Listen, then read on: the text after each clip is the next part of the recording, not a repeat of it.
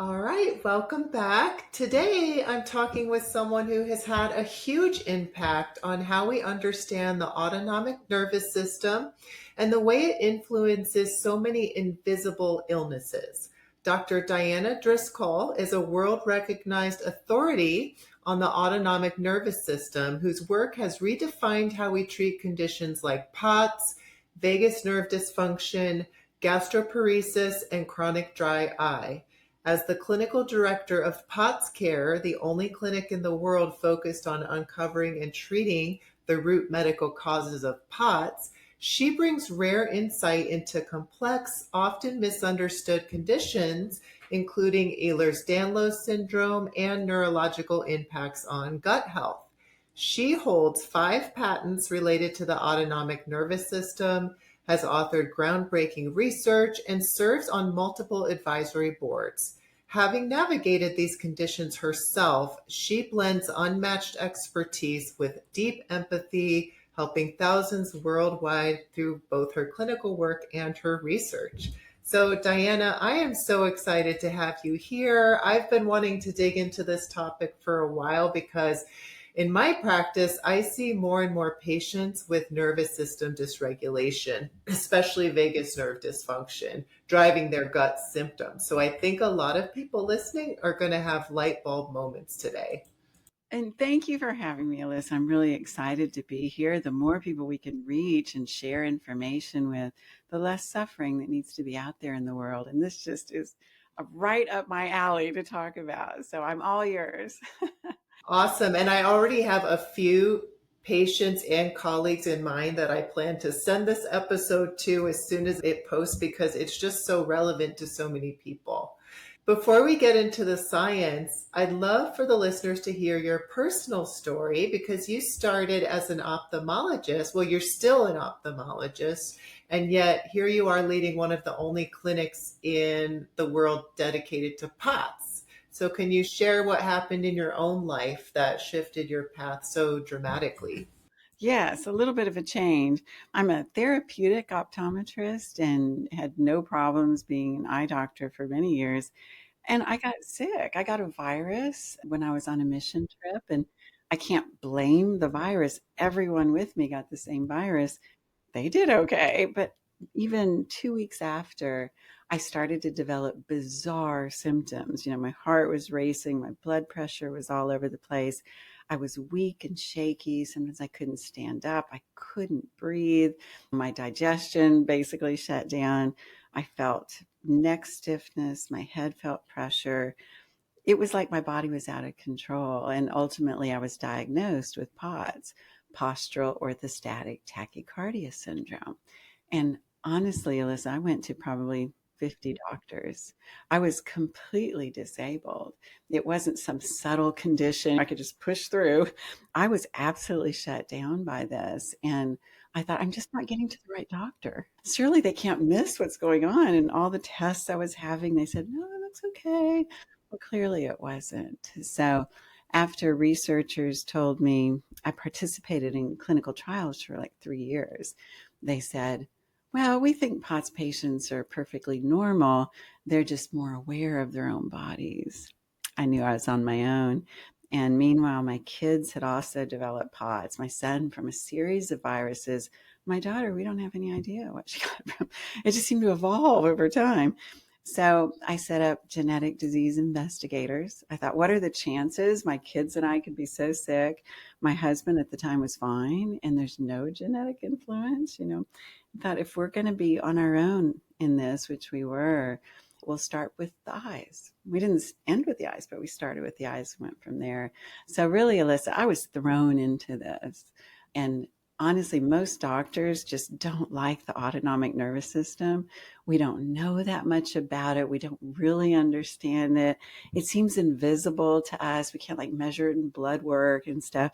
But having to get into the intricate details started to put together the answers for me. Yeah. So, for listeners who may not have heard of the autonomic nervous system, or maybe they've heard of the vagus nerve, but they're not clear on what it does, can you walk us through the basics?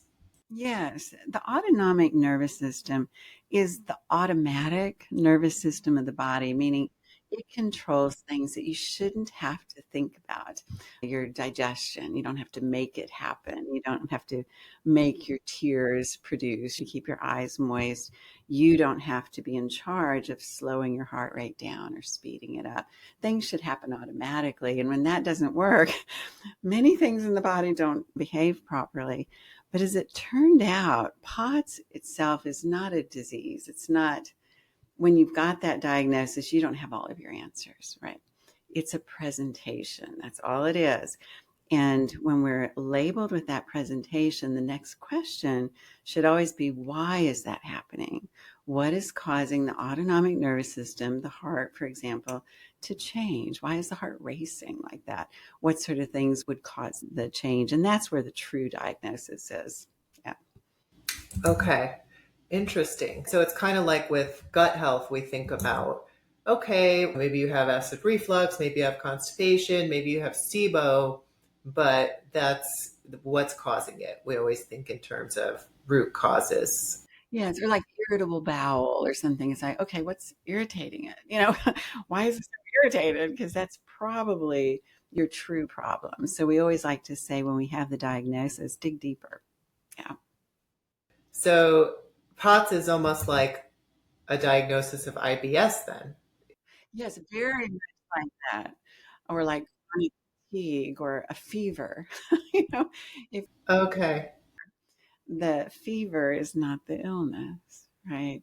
Something's causing it. Yes.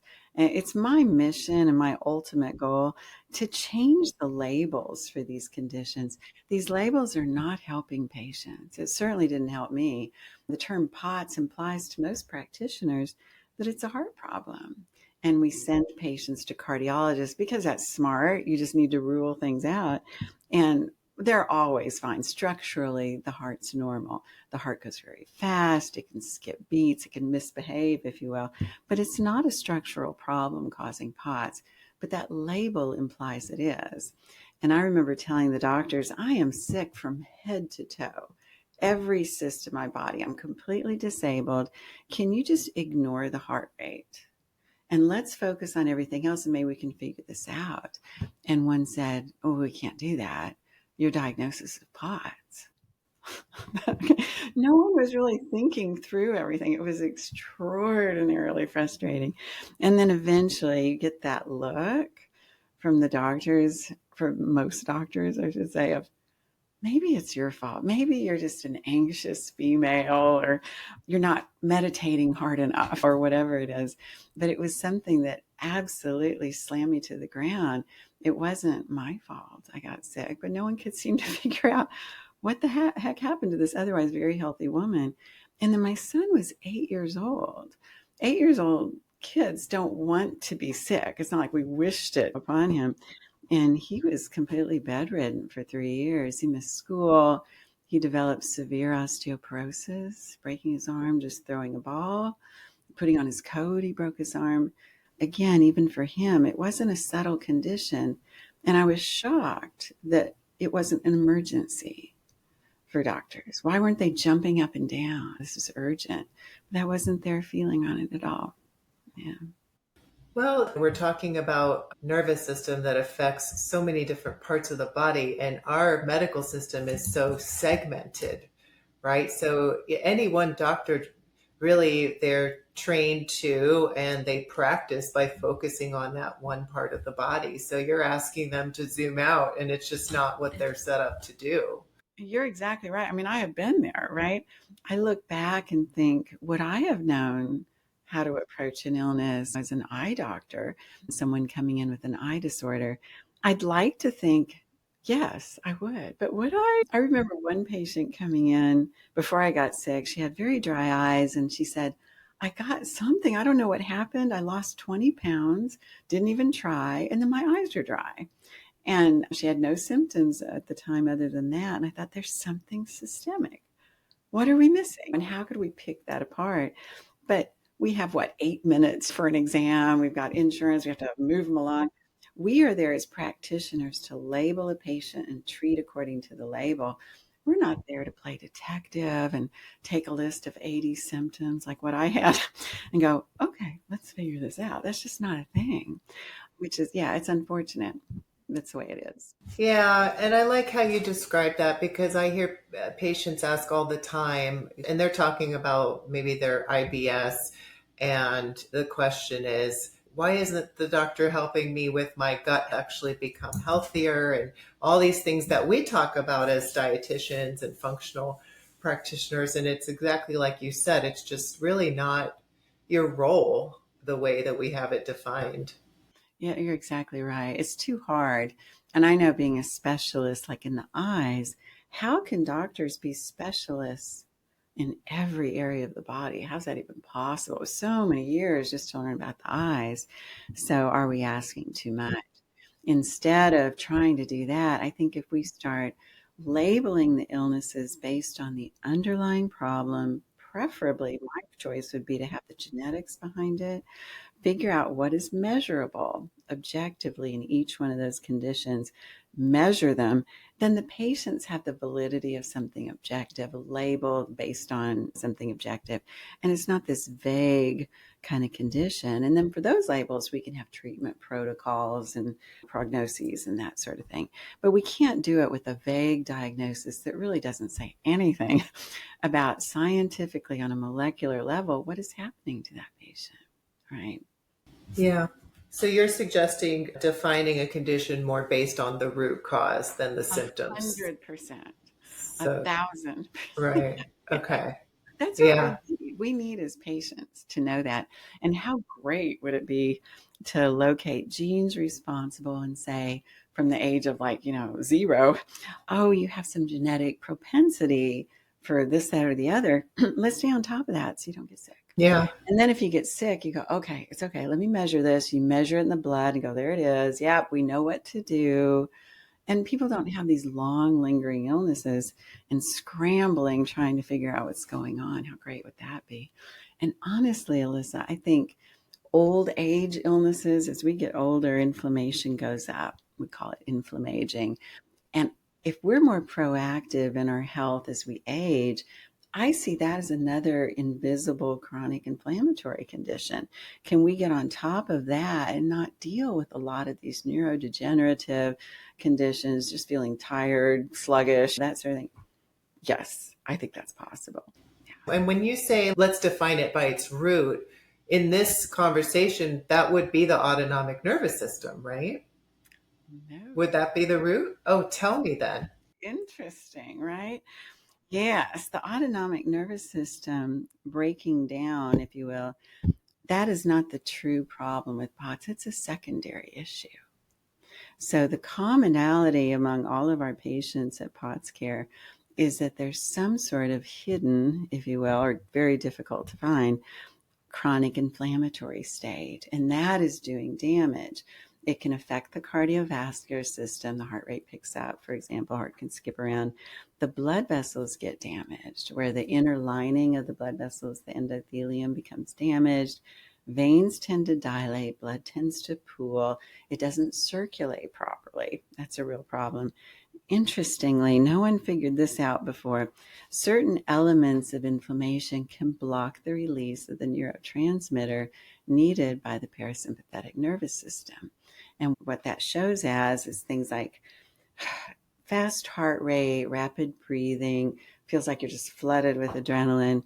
And then every aspect of digestion is affected, from stomach acid production, motility, bowel movements, pancreas function, gallbladder, etc. And then patients develop a pretty bad malabsorption or malnutrition syndrome. That neurotransmitter is also blocked by the brain. We can't think clearly. Our executive function goes to pot. Our pupils get a little bit larger. We're more light sensitive. Tear production goes down. And then there's a propensity also to develop high intracranial pressure. And this is one of the first things I released. It's been, 12 years ago. Melissa, it's in the Driscoll theory, and I'm happy to give that to anyone who wants it. It goes very deeply into this. But back then, no one ever considered the role of intracranial pressure in these conditions. So that also is a huge issue it's still a secondary problem. So what appears to be just fully an autonomic problem is more the autonomic nervous system is affected secondary to the inflammation. And then other things are also causing problems. Yeah. Okay. Wow. I mean, it's not a huge surprise, right? Because inflammation is on the scene of the crime for just about every chronic illness we know I, about. I start to wonder, is it part of every visible illness? I wonder, until proven otherwise, we just assume that. And when I was sick, I started taking ibuprofen every day. And somebody said, "Why are you doing that?" I said, "I don't know. I just feel like I need it." And then I put a pillow behind my back in the car. Somebody said, "Why? What's that for? What do you need that for?" I go, "I don't know that either." It was like this intuition was trying to help me, but it didn't know exactly what it was dealing with, right? But we can feel inflamed, but you tell a doctor that and you sound like you're a crazy person. It felt sometimes like I was self-destructing from the inside out. And then at my worst, it was like being almost on fire and like the brain was on fire and you can't control it. There's no way to put that fire out. It was just a horrible feeling. I can see why people think like there's something in there, a critter eating them up, or it feels like they're infected, or there's something alive in there. It's just a horrible feeling to have that type of inflammation actually damaging your tissue. Yeah. Wow. And in your case, it was triggered by a virus, which makes sense. It was a SARS virus. We look back, we know that. And all of us, there was like 8 of us who went on this trip, were very sick for a while. At some point, we all stopped in the hospital. We couldn't breathe, that sort of thing. And we know SARS viruses like COVID, for example, are able to trigger abnormal inflammatory responses in those who are genetically predisposed. So if we're predisposed to having an abnormal inflammatory response, we can get a virus like COVID, for example. I think it's fairly well understood where the virus itself is not what kills most people. It's in some people, the inflammation takes off running, their body can't regulate it, and the inflammation is what does the damage. So if we can recognize and treat an abnormal inflammatory response, one that the patient can't regulate themselves through no fault of their own, the patients have a fighting chance, right? And is that the main way that you would treat it? Do we have treatments? I know POTS is still pretty early, right? Oh no, we've had POTS care for 10 years. There is no way I would have set up POTS care if I couldn't help patients. That would be like the most frustrating condition known to man, right? Well, let's offer hope to the people listening. Tell us what can be done for POTS. And we have to pause. When I went through this illness, no one gave me any hope. I didn't know with my kids if they even had a chance of growing up normally. They said at one point, "You're going to have to learn to live with it." I said, "You got to be kidding. I can't do that. I am not functional." So to take away someone's hope without telling them what happened, I think is so silly, right? So I would tell any patient out there, you have to ignore what you see on the internet of, "Oh, there's no cure for POTS." That's ridiculous. You don't cure a presentation, you cure disease. So you need to figure out what is causing this, and then you can talk about how do we take control of it? What can I do to get my body on top of it? So for patients, they're all complex. We don't see easy cases, but there are the 3 commonalities, and we can start with that. And then we can look for differences. Okay. And the differences are important too. So hence the complications. But we want to see if the patient has high intracranial pressure. We want to treat that. We want to correct that parasympathetic nervous system. Fortunately, we can do that over the counter now. Some people may have come across as Parasym Plus. It's been out for a while. That's what I have the 5 patents on. That'll replace the neurotransmitter for not just the vagus nerve, but for tear production, pupil size, cognition, and that can be life-changing. We want to look for oxidation, and then we want to look to see how damaged are the blood vessels. Every vascular issue known to man can show up. We want to make sure we can address the vascular problems. And We put all those things together, then the patients can start to recover. Okay, well, list them again, and then I want to dig in a little bit about the neurotransmitter. Yes, high intracranial pressure propensity. And again, it's all in the Driscoll theory. And if anybody needs like a starter of what the heck is this about, I have a Patreon account called Potts Rebels. Put everything in there. Okay, so it's not a bad resource. Okay, we'll include the link in the That'd show be great. notes. That'd be great. We meet every week or two and I answer questions. I get to talk to people. I love that. So, and we have one tomorrow, actually. Oh, awesome. But high intracranial pressure, we want to identify that right away. When we can treat that, bring down that pressure, patients feel like I have a chance. Okay, I'm not well, but it gives them the hope to go on, right? The strength they need to go on. We want to look for the vagus nerve or neurotransmitter problems. And the inflammation oftentimes causes oxidation. We can help with that, again, over the counter. Throughout the name NAC-MAX is what we came up with for that. The oxidation damages the blood vessels further. It can ultimately damage organs. And interestingly, Alyssa, it changes our brain chemistry so that we become more anxiety type patients, and it can exhibit like anxiety, or it can exhibit as more of like this almost OCD, attention to detail. We tend to be very high achievers. We're at the top percent of everything we do until we get sick. But it can become a negative thing. We can get to the point where we can't even live with anybody because our bar is so high and we expect everybody else to have their bar that high. So the oxidation can end up crippling that brain chemistry, but it's a smart group of people. I will say very high achieving. And then we want to look at once the blood vessels, heart problems, et cetera, are addressed, we do have to go to the gut, but that's part of more of the vagus nerve issue. And then we look to see what the differences are. For example, is there some autoimmunity, whatever else is going on?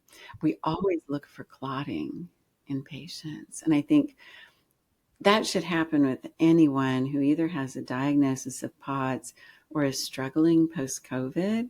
And it isn't always intuitive who's going to start getting more clotty. But because the inflammation affects the cardiovascular system and the inner lining of the blood vessels gets kind of sticky, we're more prone to it. Oh, the worst case we had was a 16-year-old girl. I mean, we would have not guessed that had we not tested her. She was having pre-stroke symptoms, and being 16, she didn't know that's what that was. She wasn't counseled on that. So we always look for that. Yeah, there's some things that can just take patients like that. So we address anything that's high risk and then look to see what are these chronic things? How can we address those? What will allow the body to heal?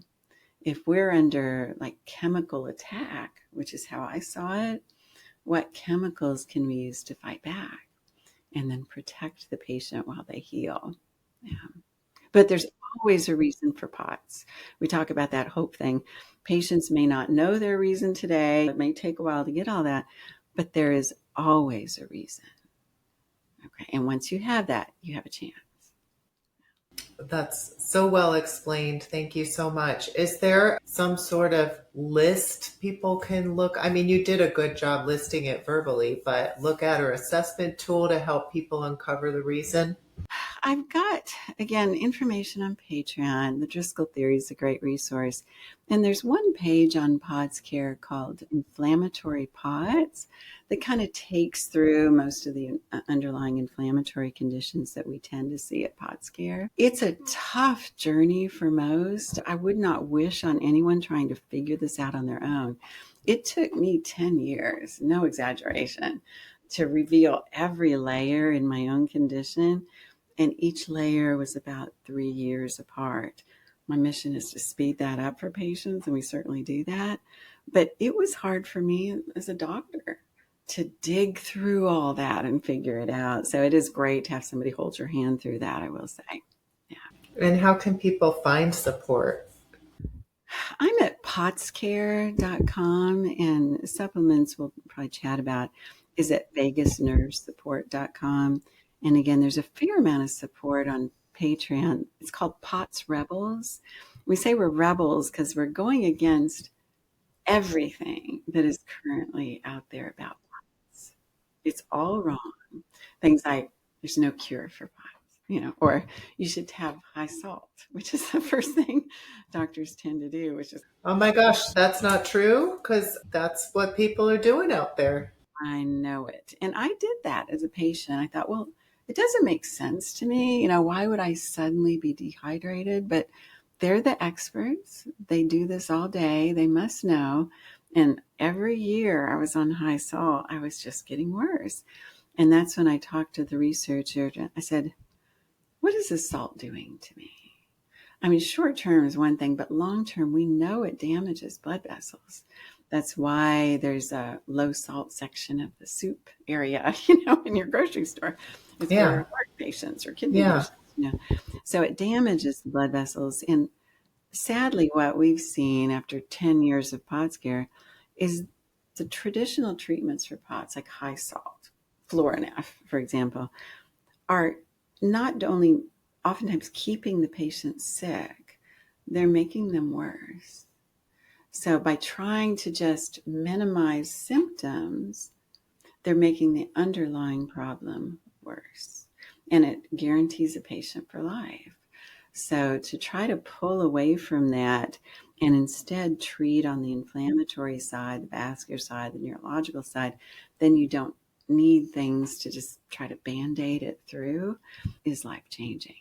But someday, Alyssa, we should look back on POTS and say, we really screwed up for these patients. We really messed up. Yeah, it's horrible to go through that.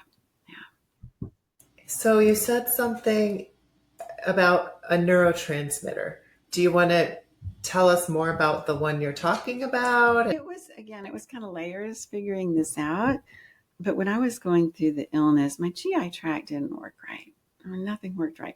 I remember every day would center around, how can I have a bowel movement? Do I need to start it or stop it or what? It was never normal. And then it got to the point where the constipation, punctuated by episodic diarrhea, went to complete gastroparesis. I could not have a bowel movement. And I went everywhere for help. My doctors tried to help. I was doing everything over the counter. I was sent to multiple doctors, even a surgeon, and they didn't know what to do. I was suspecting some of what I was dealing with was a vagus nerve problem. And back then, 15, 20 years ago, nobody even knew what that nerve was. It was a real pioneering thought. But I thought, okay, my heart is really fast. My digestion's bad. And interestingly, my gallbladder stopped working. And they measured that with a HIDA scan and wanted me to remove it. And I said, well, let's think this through. And I think I always asked why. Everything was why, like a toddler or something, probably drove the doctors crazy. But as a patient with invisible illness, I would keep asking why until you get to the point where you've got more answers. But I said, is it infected? Is it like an appendix going to blow and so inflamed? And they said, no, it's not infected. I went, okay. Are there gallstones in it? That would be a reason you might have to take it out. No stones. Okay. Is the opening stuck? Maybe, it can't open, it can't eject the bile. They said, no, we can see the opening. It's fine. Okay. Said, I'd rather not remove a perfectly healthy organ. If this is neurological, I would like an opportunity to try to figure this out.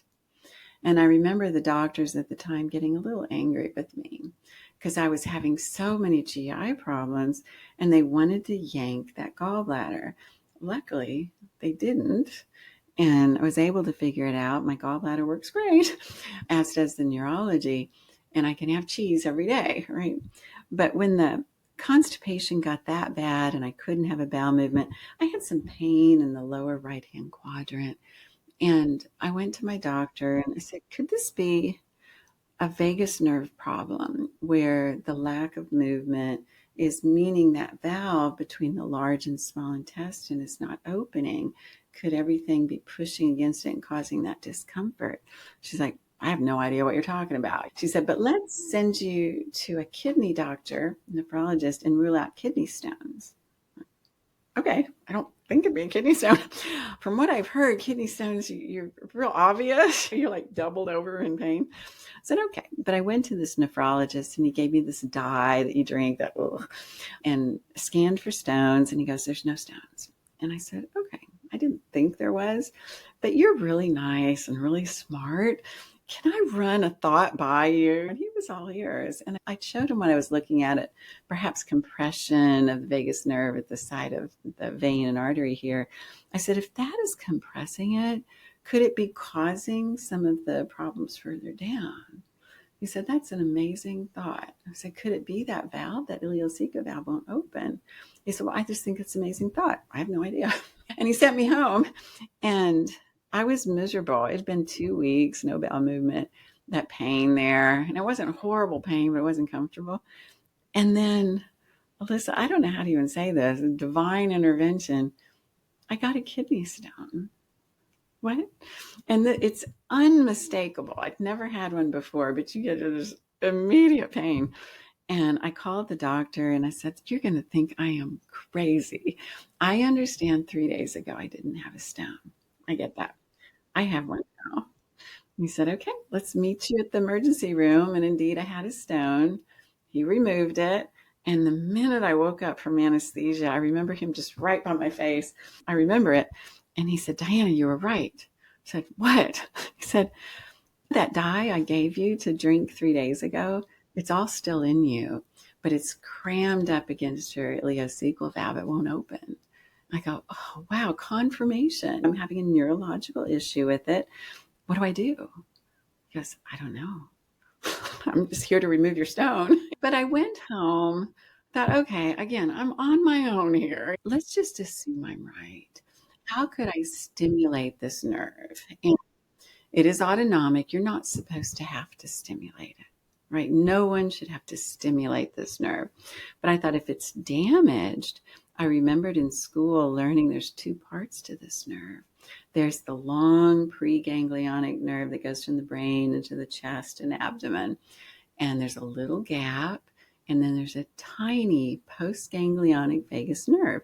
And I remember the instructor in optometry school saying, the postganglionic vagus nerve is so small, it's almost a part of the organ itself. And Alyssa, this was decades ago. I went to school. Why I remembered that, I have no idea. But I remember drawing out the nerves thinking, I have a chance. I should still have this postganglionic vagus nerve. How could I stimulate it?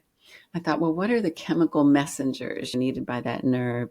That nerve uses acetylcholine, but that can't be a drug because the body breaks it down immediately. That's why we can't measure for this. So I thought, okay, we also learn in school the imitators are agonists of those neurotransmitters. I thought, what is the agonist for the vagus nerve? Oh, that's easy. This is the only nicotinic acetylcholinergic nerve in the body, meaning its agonist is nicotine. So I got a nicotine patch and I put it on that lower right-hand quadrant, kind of imagined it going through the skin, the tissue, and maybe landing on the receptor of that postganglionic nerve and triggering a bowel movement. And that's exactly what happened. So I used it for 4 days, always had a bowel movement, invited patients to be on this little in-house trial. All of us responded well. But nicotine is very inflammatory. And by the 4th day, I was eaten up with inflammation and it looked like my stomach had fire ants all over it. Okay, this is not a good treatment, but it tells me the receptors of these nerves work, right? All the research to date in pods, millions of dollars, was put into looking for some weird autoimmune condition that's shutting down the receptors. But no one thought to check the receptors. No one thought of a way to do it. So that's one of the patents I got. We can check the receptor using nicotine, but you don't want to treat it. And then I stepped back and I looked at, is this a neurotransmitter problem that's only involving the vagus nerve, or is it bigger than that? And it was bigger than that. I sent out symptom checklists to fibromyalgia, PODS, chronic fatigue syndrome, and interestingly, PTSD. They develop autonomic symptoms. and tucked in 30 or 35 symptoms of low acetylcholine or anticholinergic syndrome. No, they had them. The pattern was very obvious, and I knew this wasn't a vagus nerve problem. We didn't need to be stimulating the nerve. We don't need nicotine. We need to replace this neurotransmitter. And I thought, okay, well, let's pull out organic chemistry, genetics, everything I knew. And I thought, can we use existing things, supplements, what medicines, whatever, to come together and trigger those nerves like nicotine did, but without nicotine? And I also wanted it to cross the blood-brain barrier. I wanted to see a smaller pupil so it hit other types of receptors. We needed to see a bowel movement. I didn't want it to shut down the receptors, to be so strong that it shut them down. So it took a few years, but that's where Parasym Plus came from. And I just sat in my kitchen and made it for my kids and I for years. I never thought about releasing it to anybody until I recovered from pancreatitis within days because of it. That, okay, I'm going to get this out to other people. Yeah. So that was the story behind Parasym Plus. Okay, so that's Parasym Plus, one of your supplements that you created. And you have a patent on your supplements, on many of them? Yes. When I first put this together, Alyssa, I thought, I don't think anyone has thought this through yet. And I think this is new science. And I remember even my patent attorney, when I told him nicotine wasn't a good treatment, but I was able to test those receptors with it. And no research institution figured that out. And he said, well, let's patent it. I said, I don't think it's patentable because it's just regular science. And he goes, oh, no, trust me. He said, no one has thought this through. This is patentable. And it was. So I would encourage anyone out there, independent thinking sometimes moves faster than big institutions, and not be afraid that maybe I can't do this. Just assume you can and move ahead because you never know what you can figure out. Yeah. Yeah. And I think it's so amazing how you did a lot of your own research, right? I had to. Again, it wasn't my desire to. My desire was to work with the experts. But my kids were suffering horribly. I was so sick. The experts weren't helping. So I've always been somewhat of an independent thinker, and I've always been very curious. So I thought maybe I'm just set up to try to get answers. I'm in the body of a patient. I have children at home affected. I'm highly motivated. I can't work. I might as well be working on something else. And I couldn't think about anything else most of the time, 24/7. It was survival. So other researchers could go home at the end of the day, 5 o'clock, I'm done. Oh no, that wasn't the case. It was around the clock. And I had a medical background. So some things were just in place for that. Like I said, we started by looking in the eyes. I remember thinking, you can't be this sick and not have something show up somewhere. Okay, that's just not possible. So I had 30 patients come in and have them bring an aged matched normal person, non-POTS. We did every ocular test we could think of. And I was the blinded doctor. I didn't know who was a patient and who wasn't, but I was presented with the images of the back of their eyes, their fundus photos. And the back of the eye is the only place in the body you can look directly at blood vessels. You can look directly at the optic nerve, a cranial nerve. Again, only place in the body you can do that. And I was able to tell who was a patient and who wasn't about 90% of the time. And nothing I found would be something as a regular optometrist that I would have gone, oh boy, this is bad. We need to send you out. But it was enough I could tell the difference. Some of the differences involved the optic nerve. Some of the differences involved the blood vessels. And that gave me a kind of a launch pad of what the heck's happening here and places to start looking. Yeah. Wow, that's so interesting. And so you mentioned gastroparesis, and I think about that because we know that gastroparesis is a common complication of diabetes. But as someone working in GI health, I've seen many cases where we don't know why the person has it. It just seems mysterious, right? Yeah. So next time I encounter a patient like that, what new insights could I bring to that person? think in terms of inflammation causes these changes to the autonomic nervous system. And the sign of gastroparesis, if there's no structural problem, right, are neurological. Support the neurology, and that's what Parasim Plus does. I'm willing to bet you'll get a bowel movement. And I saw a blog from a surgeon. He was retired. He said, I feel real sorry for these invisible illness, like chronic fatigue people, and we yank their gallbladders and nothing good comes from it. I go, well, that's because they're looking at symptoms and they're removing the organ, and then there's no improvement, because if the problem's neurological, that's not going to do it, right? The inflammation's still there. Now they have the loss of an organ, a little bit more to deal with. So my pancreas, for example, wasn't working well, and that came to head. But the bowel movements return just like that. The first symptom we notice when someone takes Parasim Plus is if they're extraordinarily fatigued, like mentally and physically, and you can see them like as patients, they're just holding their head up, hardly keep their eyes open. 20 minutes after they take it, they're sitting up, the eyes are sparkling again, because again, it crosses that blood-brain barrier. It allowed me to stay awake for the first time in years during the day. And then we want to see a bowel movement. We need to make sure it's hitting the receptors properly. And once we know they have a bowel movement, we know the nerve is activated. And importantly, Alyssa, that's the anti-inflammatory nerve of the body, right? That wasn't my work. That was the work of Kevin Tracy. We need that nerve to help us when we're dealing with chronic inflammation, and how ironic that inflammation can affect it. So it's a vicious cycle that patients can get caught up in, and one that we can arrest. Yeah. Okay. And you're talking about bowel movements, and with gastroparesis, I think of the nausea, the stomach not emptying. But are you saying also with chronic constipation that could be helpful? Absolutely. I remember having like a salad when I was sick, and it just sat in my stomach for hours and hours. Yes, there's some nausea from that, but the vagus nerve controls the motility not only of the food, but also of the stool throughout the intestines. You've got to keep the movement going. That movement of the stool is what triggers the ileocecal valve. So when that stops, and that valve tends to shut down. So absolutely.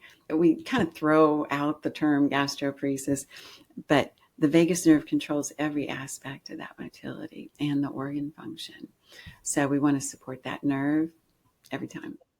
And I like this clarification because I talk about motility all the time. And when we're dealing with SIBO, and everyone, 100% of people think I mean large intestinal motility, but the upper GI motility is a little different when we're talking about wanting to stimulate that. So it's good to make that distinction. But the vagus nerve affects all of it, the whole conveyor belt, right?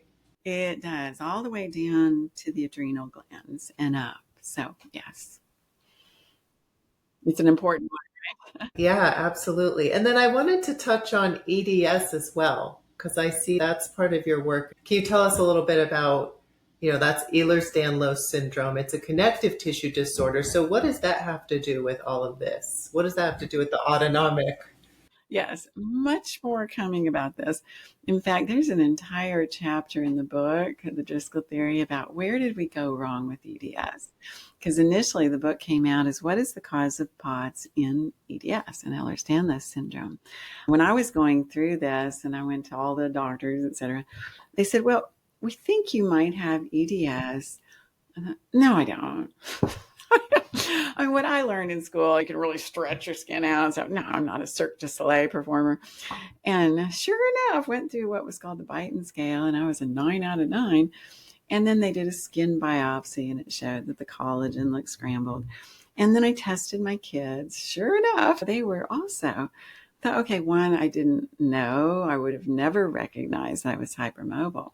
But why would this cause POTS? And they said, oh, well, POTS then is a gradual laxity of the tissue, the blood vessels over time, allowing the blood to pool, and you get tachycardia. I said, I know that sounds right to you.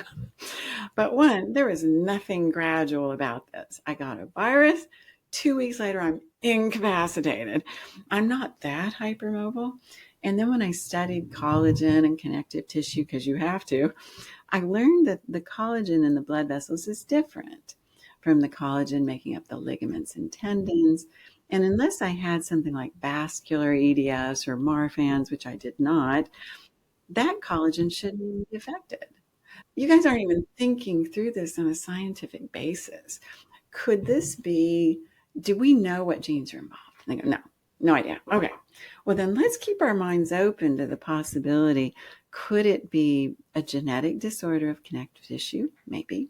Could it be a genetic disorder in the inflammatory cascade, weakening the tissue? Maybe. Could it be a genetic disorder affecting both simultaneously? Maybe. I go, we're ignoring the treatable component then. And to tell a patient this is genetic, so there's nothing you can do without locating the genes is ridiculous. So I've done a complete 180. 180, yes. I was waving the flag, we're missing EDS, patients are so sick, to I think we should only use that label when we can point to the genes. And that's one of my goals. And always look for the treatable component. I am still hypermobile. My children are still hypermobile. We're not sick. We certainly don't have POTS, nor do we ever intend to again. Had we listened to them, I think I just would have jumped off a cliff because we didn't have any quality of life. And to be told it was genetic just didn't make any sense to me. I was 50. My son was 8. We got viruses. No, just nothing made sense. Yeah. So we'll have much more coming up down the road, but it's a real focus of mine because those patients suffer horribly and try to patch things together, and no one is looking to see how else can we approach this to improve their quality of life. And we should find those genes. Yeah. Okay. Because we talk about it, we screen for it in our practice at Nutrition Resolution. So we do a SIBO root cause assessment. One of the questions is, are you double jointed? If they say yes, we screen for EDS with the common form that comes up with the Brighton score. So we are screening for it, and then we refer them out if they score high. Be sure to tell them there is hope coming. Okay. And just because you're hypermobile doesn't mean you'll have to stay sick. I remember one doctor saying, well, this doesn't make any sense because I have plenty of patients who are stretchy and they're not sick. And I thought at the time, well, you just don't understand. The connective tissue is everywhere. And I came to realize, no, he's right. Just because you're hypermobile, it doesn't mean you have to be sick. We have to figure out what else is going on here. Yeah. So it sounds to me like you're saying you're working on it. Oh, I've been doing that for a long time. I would say, honestly, is do what you have to do structurally if you need braces or whatever. But kind of like I said, just ignore the heart, focus on other things. I wouldn't focus on that as your main problem because it's a dead end.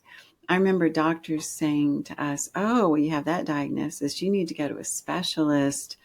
And I thought, that's not really a thing, And they said, well, you need antidepressants, pain relief. And I go, but something happened to me. Can't we figure out what happened? And maybe we'd have a chance to undo that because I was hypermobile for 50 years and wasn't sick. But again, just nothing made any sense. I wouldn't ignore any treatable component beyond the structural, right? And I saw this. We can see people whose structure, their body is horrible, and they're not necessarily sick like a POTS patient. With POTS, we can be completely unable to function and much sicker than, say, like a terminal cancer patient who's a week from dying. We're sicker than that. It's so much more than just a structural problem. Much like POTS, it's not the fast heart rate making us sick. It's not that making us tired. We're not depressed because we're sick. We're depressed because this inflammation is affecting us. So. Okay. So for the listener who's struggling with one of these issues, maybe it's POTS or maybe it's gastroparesis or long COVID syndrome, if we can lump that in, what are like 2 or 3 things you'd recommend to them as a starting point? Yes, there's a couple things without knowing what type of inflammation we're dealing with. You don't have to know everything initially. Antihistamines can be helpful if someone's displaying this high fast heart rate, blood pooling problem, because one of the chemicals kicked out by many inflammatory cells is histamine, and that's chronically just a big bad one on the blood vessels. Something like Zyrtec, even Pepsid AC for a while, can help just hold that chemical back. And patients can oftentimes be more functional. I would look at the presentation. If their acetylcholine's affected, they'll lean toward the GI problems of all sorts, right? And SIBO is such a fascinating one.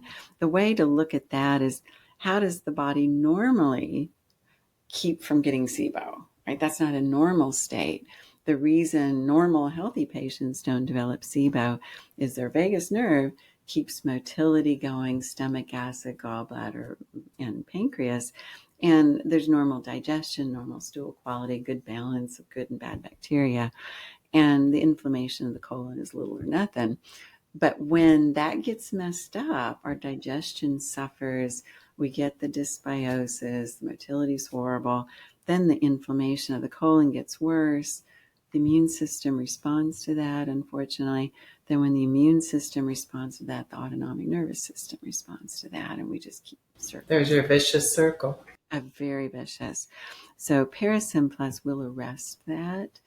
And look then also at the propensity to change the brain chemistry.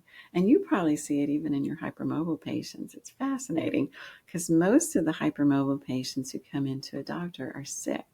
It's not the hypermobility, it's they're sick. And if it's an inflammatory condition, driving a lot of it changes that brain chemistry through the oxidation. They're very smart. They lean toward anxiety. They recognize that. I remember telling the doctor, it's like my body's having a panic attack without me. My body's anxious and my mind really wasn't. And they're very detail oriented and overachievers, that sort of thing. That is a sign of some of that oxidation. It's not all bad. We don't want it to get bad, right? And NAC Max, another supplement, can help with that. So usually we can help patients just feel a little better, not knowing what's going on, addressing histamine, using Parasim Plus and NAC Max. Okay, that's great. We're going to put the links to all of that in our show notes. So I think before we wrap up, I feel like this has been a very hopeful conversation. So interesting. I think you're just an amazing woman that you've so intelligently unpacked all of this because it's such a complex issue and it takes so much really curiosity and stepping back and unprogramming kind of the frameworks that we normally think about things and asking new questions. And that's just not something we see often going on enough in the medical system. So, but I think it's hopefully the way we're headed. What was the way I was headed? Well, we have to if we actually want wellness. And so before we wrap up, do you have maybe one message to leave listeners with of, encouragement? Yes. I wish someone could have encouraged me. Again, I will say there's always a reason for illness. And peeling it back as hard as that can be, you never know when that breakthrough's coming, right around the corner. You never know. Always hold on to hope. Never give up. Keep asking questions. Research is working on things, but there's always a reason for it. You're not going crazy. It can feel like it, but it's not your fault and you're not going crazy. Yeah, it's not a psychiatric illness. We can display like psychiatric patients ultimately, but there's always medical reasons for it. So don't ever give up. That's awesome validation because I know so many people hear that it's in their head or that it's psychiatric. So I appreciate that validation for people.